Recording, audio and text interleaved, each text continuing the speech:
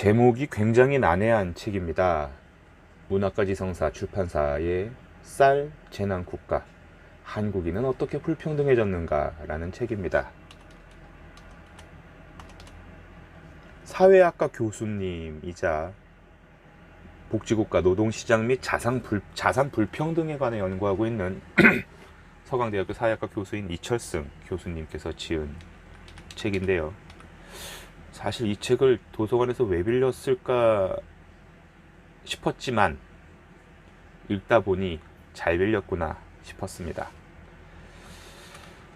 우리는 쌀이 주식이죠. 탄수화물 덩어리, 오죽하면 탄수화물 중독이란 말도 있는데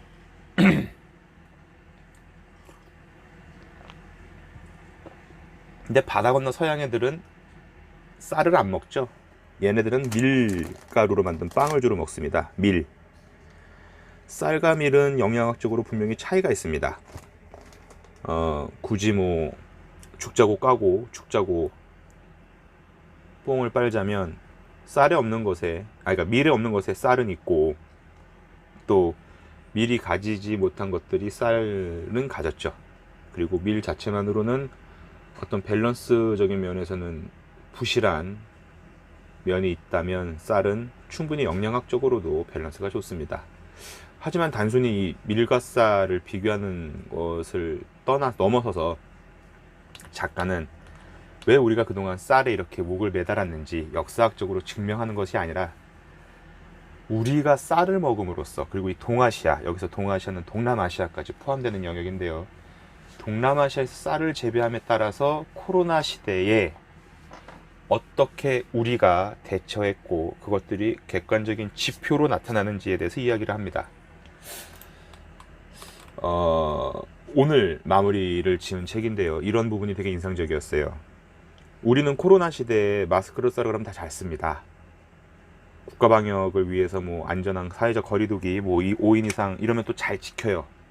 대만도 물론 잘 지켰고 지금은 조금 그 위상이 떨어졌지만 대만은 뭐 코로나 초기에 가장 대응을 잘한 국가로서 표본이 되기도 했죠. 근데 이러한 원인들이 벼농사라는 논농사를 지으면서 한정된 인력을 기준으로 가장 많은 효율을 끌어내야 되는 현실 속에서 둘레 혹은 품앗이로 그러니까 맺어진 협력 체계가 만들어낸 그러니까 현상이라는 거죠. 내가 저쪽을 도와주면 저쪽도 나를 도와줍니다. 내가 저쪽을 도와주지 않으면 저쪽은 날 도와주지 않죠. 이런 현상들이 암묵적으로 장기화 지속되었다 보니 사람들 사이에서는 알 수 없는 불평등에 대한 볼멘 소리가 되뇌이고, 그리고 이제 현재에 이르러서는 내가 이렇게 하지 않으면 상대방도 그렇게 하지 않을 거기 때문에 결국은 더 큰 손실이나 어떤 피해가 초래된다라는 암묵적인 룰에 의해서 결국은 다 같이 규칙을 지키는 시스템으로 안착되지 않나라는 관점을 지은이는 이야기하고 있습니다. 그러니까 서양 애들은 뭐 복진이 어떤 사회적인 시스템이 되게 좋은데 뭐 나 하나쯤이야 어떤 뭐 자유를 외치고 제약이나 이런 것들로 하여금 벗어나서 호련히 스스로 서고자 하는 의도가 강하다면 우리나라를 비롯한 이 동아시아의 벼농사를 오랫동안 지어온 국민들에게는 모든 것들이 협동이고 협력인 거죠. 그러니까 어떤 사회 전체의 의지와 각오들을 구성하는 시스템의 궁극적인 원천이 협동조합의 개념인 거예요. 그러니까 옛날부터 그랬거든. 내가 갖고 있는 돈을 모내기를 해야 되고 뭘 해야 되는데 우리 집 식구만으로는 안 되거든. 그럼 결국 이 집 저 집 식구들 불러다가 우리 집 거 도와주면 뭐 밥도 한 끼 세찬 같은 것도 주고 식기내도 대접하고, 그러다 또 그 집에 손이 좀 모자란 날이 있으면 또 그 집 가서 해주는 거죠. 이 두레와 품앗이라는 어떤 금전적인 가치가 오가지 않으면서 지속되는 노동의 맞교환이라는 시스템은 사실 서양에 없던 것들이죠. 그리고 이런 것들이 우리한테 얼마나 많은 컴플렉스와 또 비교, 그러니까 사실 그런 거잖아. 왜 우리 집에 손이 필요해서 앞집 식구들을 불렀는데 그 집 둘째 아들이 모내기를 잘 못해, 잡초도 잘 구분 못해, 욕먹는 거거든. 근데 그런 상황에서 도움을 받았는데 우리가 또 간다고 또 그거 못지않게 또 열심히 또 일해주면 그것도 또 괜히 또 손해보는 일이고, 아무튼 뭐 기타 등등. 최초에는 이 그 신라 시대의 어떤 천년 역사 속에서 왕들의 집권과 여러 가지 자연 환경으로 인한 변홍사에 대해 이야기를 해서 좀 지루하다 싶었는데, 이 코로나 팬데믹과 변홍사 체제부터 이제 3장인데 여기부터 이제 이 얘기가 들어오다 보면 책이 뭐라 그럴까, 굉장히 역시 그 지은이가 바라보는 굉장히 전체적인 관점이 넓구나, 깊구나, 세밀하구나를 강력하게 느끼게 되었습니다. 그리고 이 책을 보면서 단 한 번도 생각하지 못했던 부분인데, 이건 한번 퀴즈를 내볼게요. 자, 폭우, 폭설, 뭐 태풍도 있겠죠. 가뭄도 있을 거고, 아주 뜨거운 그 뭐라 그러나 아무튼 폭염 혹은 굉장히 추운 날씨 등등의 혹한이겠다. 전염병도 있을 거고요. 이 중에서 역사적으로 가장 무서운 재앙은 과연 무엇일까요? 저는 한 번도 그런 기준으로 고민을 해본 적이 없는데, 지은이는 죄송합니다.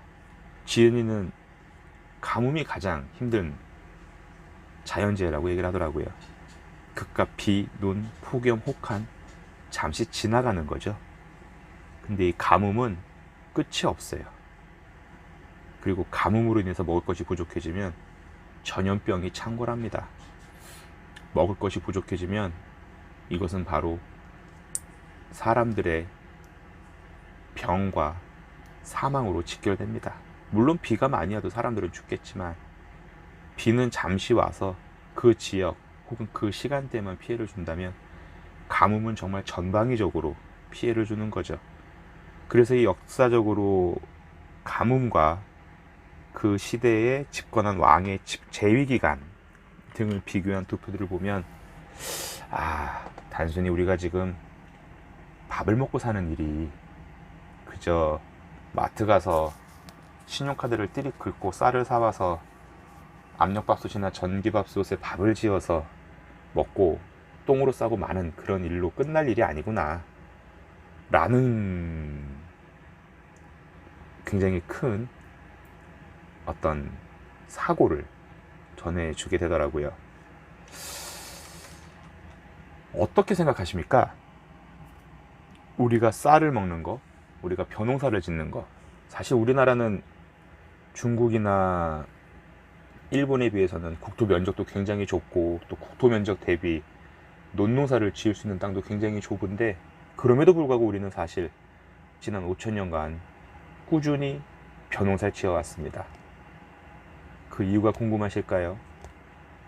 그리고 우리가 벼농사를 지었기 때문에 서로 말하진 않지만 스스로 불평등하다고 생각을 하게 된 이유가 궁금하실까요? 그리고 진짜 가뭄이 왜 그렇게 무서운지 궁금하시다면 반드시 이 책 한번 읽어보길 권합니다. 솔직히 딱딱하고 재미없긴 해요. 근데 읽다 보면 사실 책이 주는 그 매력이 그런 거거든. 되게 재미없을 것 같아. 근데 차분히 정독하다 보면 그 재미없는 문맥에 내가 잠시 동요가 되는 타이밍이 옵니다. 시점이. 물론 뭐 그렇다고 또 그 책에 있는 내용들을 내가 다 이해하고 다 외우고 뭐 그러는 건 아닌데, 읽는 동안에 느낀 어떤 그런 잠시나마 경험할 수 있는 카타르시스, 희열, 매력적입니다. 중요한 건 절대 음식을 남기지 말아야겠습니다.